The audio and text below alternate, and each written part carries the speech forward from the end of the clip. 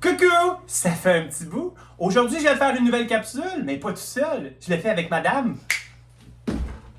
Annick. Mets-toi pas ses genoux, mets-toi debout. Mais je suis debout, c'est ma grandeur. Oh, pensais pas que ça allait passer de même à l'écran. C'est correct. Aujourd'hui, moi et madame Annick, on va faire de la cuisine. Ah, de la cuisine? Ben oui. Mais tu m'invitais pour faire une capsule pédagogique, Kevin. Attends. Les deux vont aller ensemble. On va faire de la cuisine tout en nouveau, en tout cas, en apprenant à mieux parler que moi. Aujourd'hui, on va vous parler justement de comment bien communiquer. T'es-tu prête? Prête! Yeah! Aujourd'hui, pour commencer et faire cette capsule-là en lien avec la cuisine, ce que tu ne sais pas, c'est qu'il faut juste que ça va prendre 2 secondes. C'est juste qu'il faut que j'installe quelque chose. Je cuisine quoi avec ça?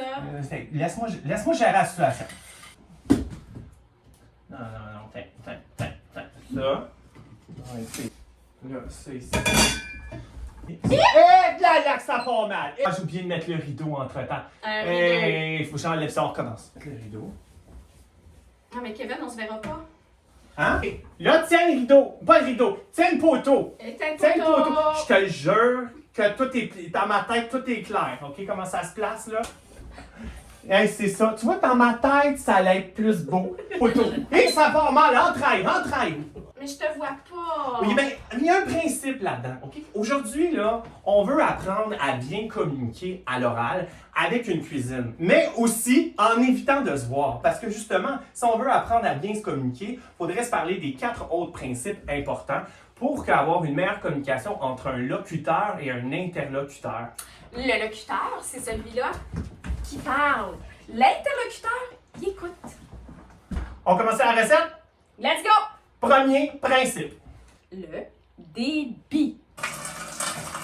Il faut voir le débit comme le robinet. La vitesse qu'on décide de faire couler l'eau et la vitesse de parole aussi. Faut faire attention, par exemple, si tu parles trop vite, tu vas noyer ton information et on t'entendra pas.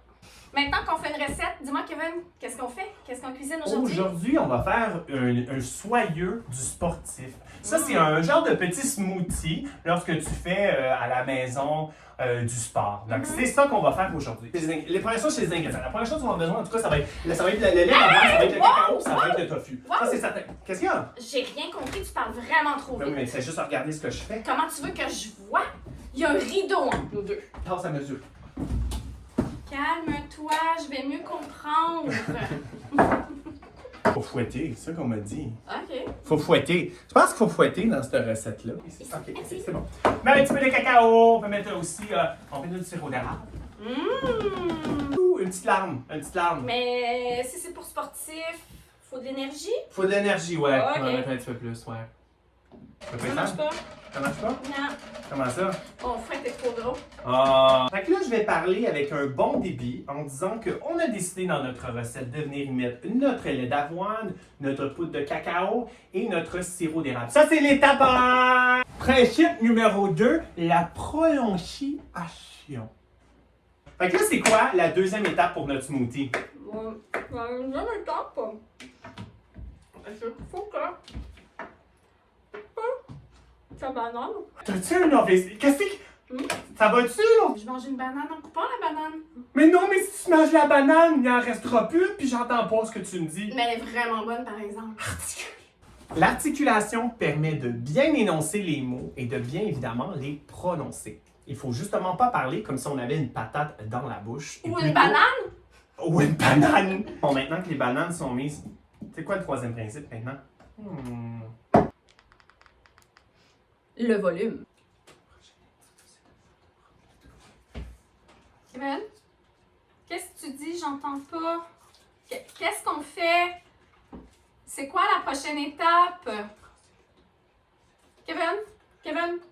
Le volume permet à l'interlocuteur de rester interpellé et intéressé à ce qu'on dit. Si tu es dans une église, il y a beaucoup d'espace, ça se peut que tu parles très très fort pour que tout le monde t'entende. Si tu es dans un petit groupe d'amis, ben, tu vas parler un petit peu moins fort pour pas déranger les autres autour. Fait que c'est important de prendre un tofu qui est soyeux, qui est tout. Soyeux, là. Kevin, monte le volume! Je t'entends pas! Écrase le tofu. Écrase! Moins fort le volume! C'est grave! grave, c'est assez menton. Non, non, non, non, mais écrase. Le prochain principe, le quatrième, il n'y a pas de place ici, c'est le rythme.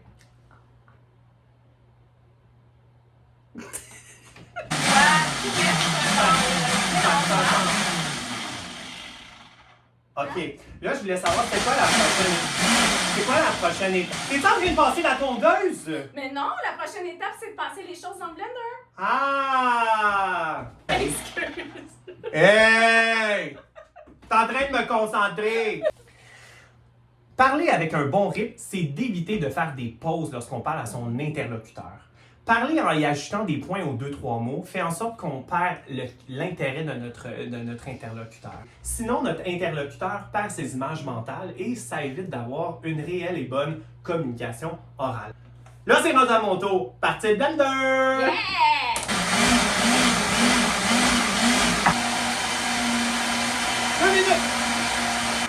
C'est chaud. Ouais. C'est bien beau ce petit smoothie-là, Kevin, mais c'est quoi la dernière étape? Qu'est-ce qu'il nous reste à faire? Ah, ben là, on s'est rendu à la dernière étape. La dernière étape, Annie, toujours au bord de rideau? Oui, je suis Ok. encore là. Ah, c'est quoi ça? C'est bizarre. La dernière étape, on est rendu à garnir, c'est-à-dire de verser notre smoothie directement dans le verre et de venir faire la partie visuelle. On veut faire ça joli. Je pense que j'ai besoin de te voir. Ça serait bien. OK, go, on enlève le rideau. Et- Attention, mon smoothie! Oui, là. T'sais, non, vers le haut. Vers le haut, c'est quoi? C'est tigre, mais c'est pouce. Ah non, fallait qu'il reste dedans. Un poteau. Là, c'est pas grave. Alors, on verse notre smoothie dans un beau petit verre transparent parce qu'on a le goût de voir ce beau brun-là. On y ajoute quoi d'autre? Il y a des fraises, des bleuets, de la glace. Oui. Prends ta glace. Hey, tu m'en mets-tu? Ah oui, je vais t'en mettre. Donc, on vient garnir quelques bleuets, juste question de venir chercher de la couleur. Ou moi, j'ai ajouté aussi des fraises. Je trouve que la communication est beaucoup plus facile quand on a un contact visuel avec la personne. On dirait que c'est plus facile pour moi d'aller chercher du vocabulaire qui est bien précis parce que j'ai quelque chose pour me repérer dans mes étapes. Puis on mieux aussi après. On se comprend mieux. Puis j'ai l'impression aussi qu'on s'écoute mieux.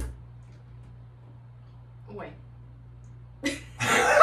Alors, pour avoir une bonne communication à l'oral, on a besoin d'avoir un bon débit, Une prononciation impeccable un bon volume. et du rythme. Oubliez pas le contact visuel aussi. Chill. Hey, tu m'as même pas regardé. Ah, Contact visuel.